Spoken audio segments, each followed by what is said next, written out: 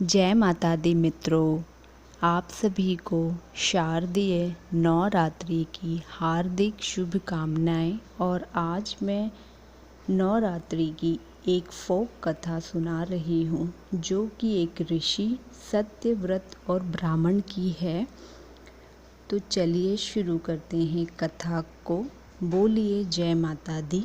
नवरात्रि व्रत की लोक कथा के अनुसार कौशल देश में सुशील नाम का एक निर्धन ब्राह्मण रहता था। प्रतिदिन मिलने वाली भिक्षा से वह अपने परिवार का भरण पोषण करता था। उसके कई बच्चे थे। प्रातःकाल वह भिक्षा लेने घर से निकलता और शाम काल को लौट आता था। देवताओं, पितरों और अतिथियों की पूजा करने के बाद श्रद्धाजन को खिलाकर ही वह स्वयं भोजन ग्रहण करता था। इस प्रकार भिक्षा को वह भगवान का प्रसाद समझकर स्वीकार करता था। इतना दुखी होने पर भी वह दूसरों की सहायता के लिए सदैव तत्पर रहता था। यद्यपि उसके मन में अपार चिंता रहती थी, तथापि वह सदैव धर्म कर्म में लगा रहता था।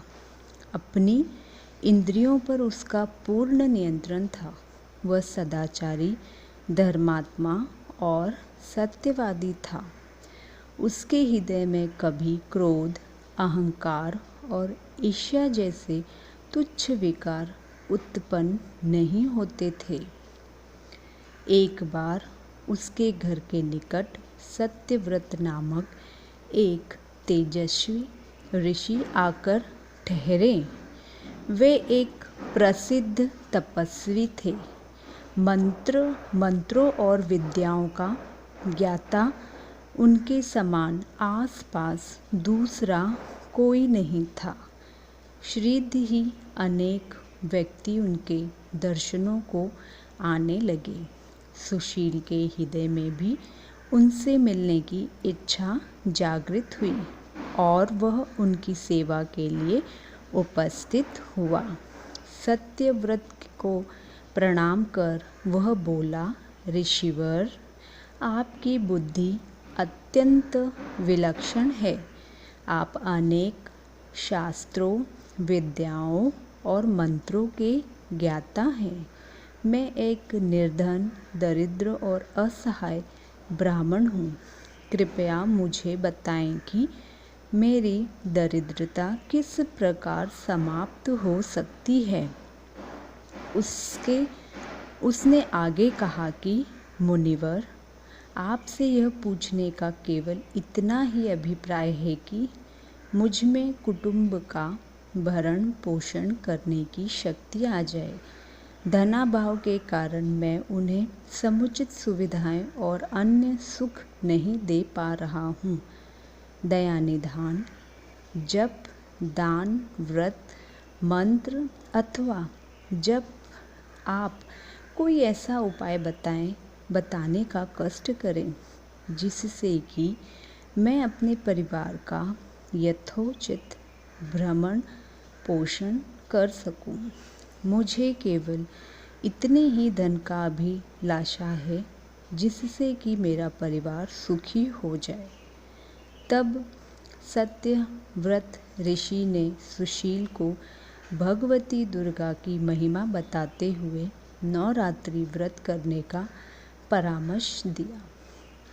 सुशील ने सत्यव्रत को अपना गुरु बनाकर उनसे माया बीज नामक भुवनेश्वरी मंत्र की दीक्षा ली। तत्पश्चात नवरात्रि व्रत रखकर उस मंत्र का नियमित जप आरंभ कर दिया। उसने भगवती दुर्गा की श्रद्धा और भक्तिपूर्वक आराधना की। 9 वर्ष तक प्रत्येक नवरात्रि में वह भगवती दुर्गा के माया बीज मंत्र का निरंतर जप करता रहा। सुशील की भक्ति से प्रसन्न होकर 90वें वर्ष की नवरात्रि में अष्टमी की आधी रात को देवी भगवती साक्षात प्रकट हुई और सुशील को उसका अभीष्ट वर प्रदान करते हुए उसे संसार का समस्त वैभव, ऐश्वर्य और मोक्ष प्रदान किया। इस प्रकार भगवती दुर्गा ने प्रसन्न होकर अपने भक्त सुशील के सभी कष्ट को दूर कर दिया और उसे अतुल धन संपदा, मान सम्मान, समृद्धि प्रदान की। इस कहानी से यह शिक्षा मिलती है कि किसी भी कार्य को श्रद्धा, भक्ति और निष्ठा से करने पर उसका फल सदैव अनुकूल ही प्राप्त होता है। बोलिए जय माता दी।